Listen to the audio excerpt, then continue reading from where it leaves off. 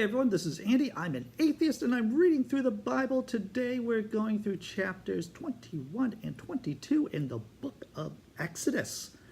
These two chapters are all about laws. Last time we met, we went through the 10 Commandments. I mentioned there were actually 613 laws in the Old Testament, and we're going to go through a gaggle of them today. These laws cover how to treat slaves and what happens when you hit a pregnant woman in a fight and she loses a child. I guess that might have been a common event back then. I'm not sure. Just to let you know, I started another show on this YouTube channel. It's called Best Advice Ever. And as you can guess by the name, guests chat with me about the best advice they ever got.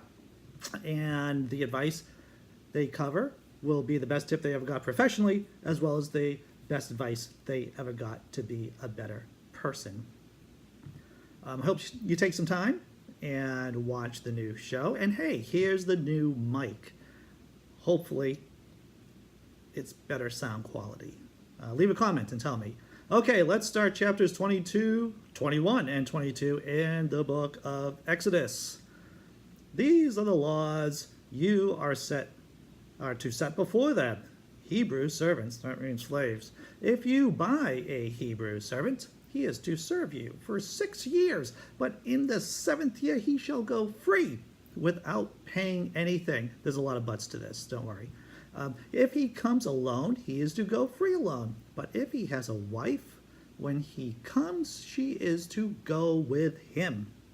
If his master gives him a wife, and she bears him sons or daughters, the woman and her children shall belong to her master, and only the man shall go free. But don't worry, there's a caveat here.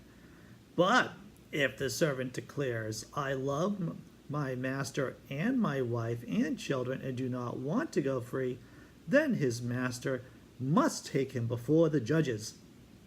He shall take him to the door or to the doorpost and pierce his ear with an awl. Then he will be his servant for life. That's very progressive.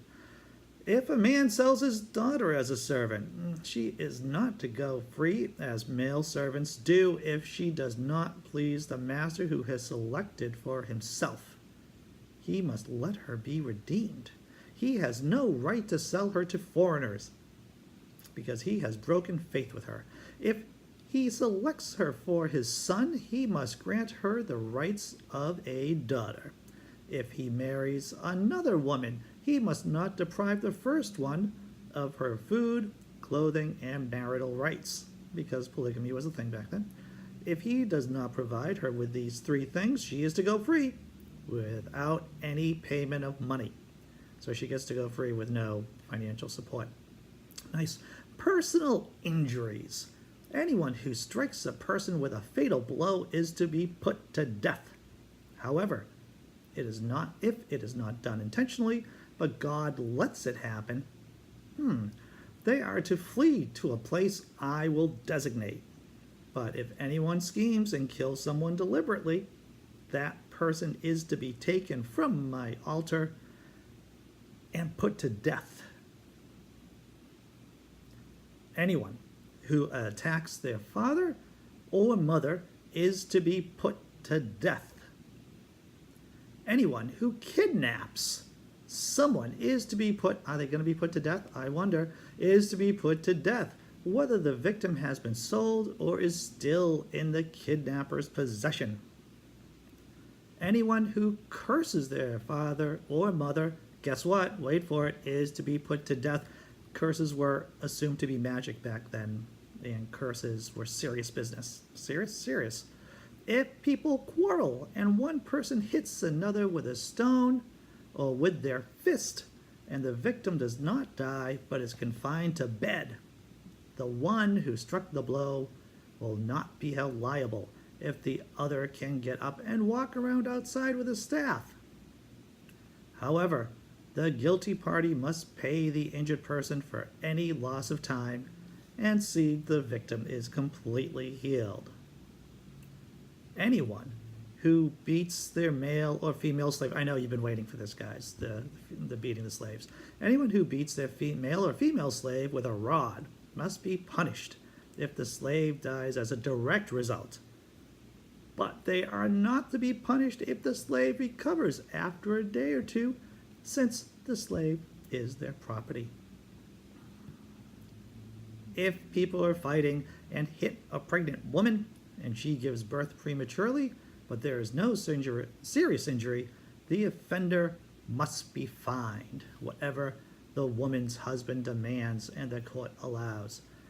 But if there is a serious injury, you are to take life for life, an eye for eye, tooth for a tooth, hand in hand, foot for foot, burn for burn, wound for wound, bruise for bruise. I'm amazed there isn't a song based on that. It's so cadency. An owner who hits a male or female slave in the eye and destroys it must let the slave go free to compensate for the eye. And an owner who knocks out a tooth of a male or female slave must let the slave go free to compensate for the tooth. Here comes a lot of laws about bulls and sheep and goring. If a bull gores a man or woman to death, the bull is to be stoned to death, and its meat must not be eaten. But the owner of the bull will not be held responsible. If, however, the bull has had the habit of goring, and the owner has been warned, but has not kept it penned up, and it kills a man or woman, the bull is to be stoned. That's tough for the bull. And its owner also must be put to death. I wonder if they get stoned at the same time. That'd be weird.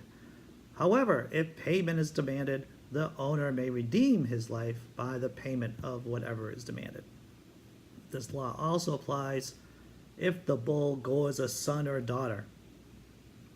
If the bull gores a male or female slave, the owner must pay 30 shekels, I like that word, shekels, of silver to the master of the slave, and the bull is to be stoned to death. I wonder if that was like a fun activity on a Sunday afternoon, like stoning a bull to death. If anyone uncovers a pit or digs one and fails to cover it, and an ox or donkey falls into it, the one who opened the pit must pay the owner for the loss and take the dead animal in exchange. I guess pits were big back then too. If anyone's bull injures someone else's bull and it dies, the two parties are to sell the live one and divide both the money and the dead animal equally. However, if it was known that the bull had the habit of goring, yet the owner did not keep it penned up, the owner must pay animal for animal and take the dead animal in exchange. Protection of Property, Chapter 22. Whoever steals an ox or a sheep and slaughters it or sells it must pay back 5 head of cattle for the ox and 4 sheep for the sheep. I guess oxes were more valuable than the sheeps. If a thief is caught breaking in at night and is struck a fatal blow, the defender is not guilty of bloodshed. But if it happens after sunrise, the defender is guilty of bloodshed. Anyone who steals must certainly make restitution. But if they have nothing, they must be sold to pay for their theft. If the stolen animal is found alive in their possession, whether an ox or a donkey or sheep, they must pay back double. I guess if you can't pay for your crime, you're going to be a slave.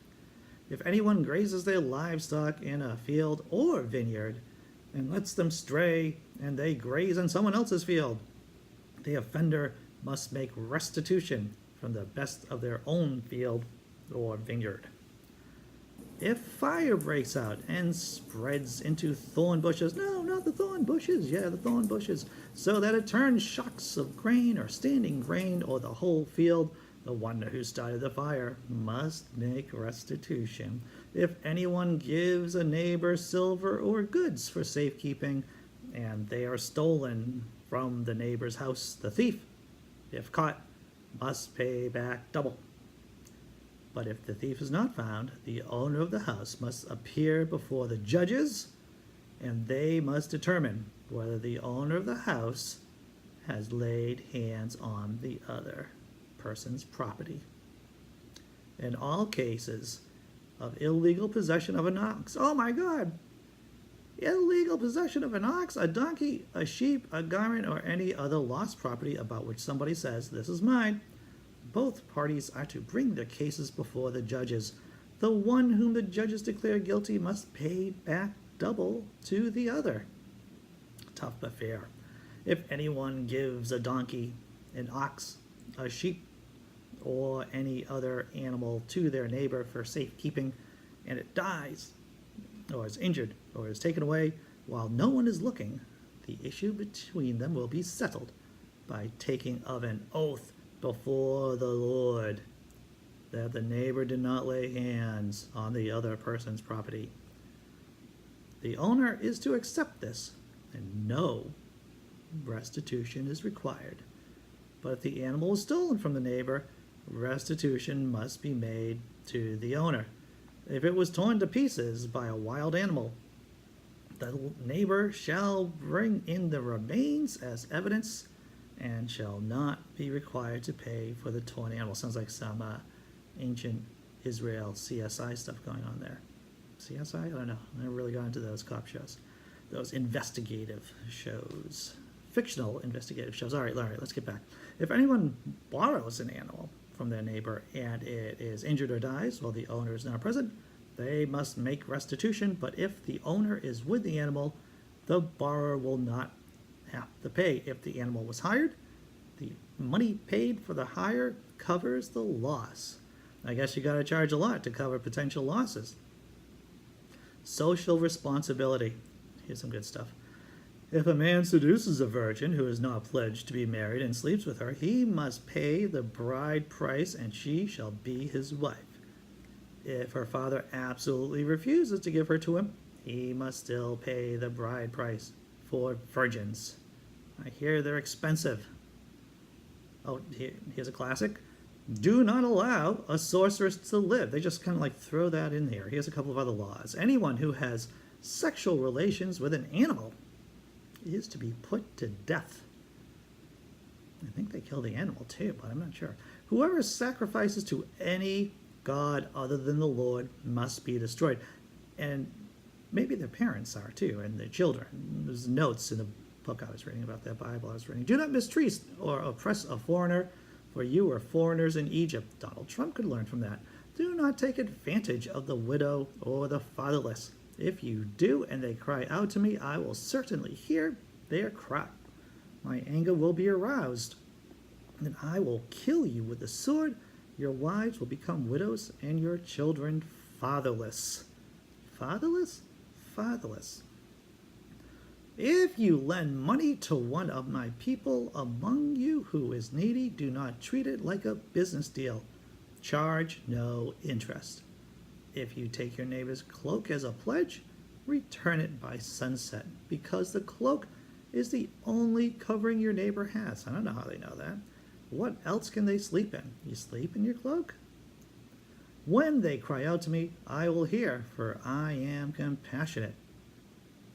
Interesting word for what God is, compassionate. Do not blaspheme God or curse the ruler of your people. Do not hold back offerings from your granaries or your vats. So you can't hold back the vats. You must give me the firstborn of your sons. Do the same with your cattle and your sheep. No child sacrifice whatsoever in the Bible. Let them stay with their mothers for 7 days, but give them to me on the 8th day. We talked about potential child sacrifice in another video. You are to be my holy people, so do not eat the meat of an animal torn by wild beasts. Throw it to the dogs. Well, that's a great place to end, isn't it, huh? Throw it to the dogs. Well, that's chapters 21 and 22 completed. I hope you had fun. I certainly did. I like making these videos. I like spending time with you guys. Upvote, subscribe.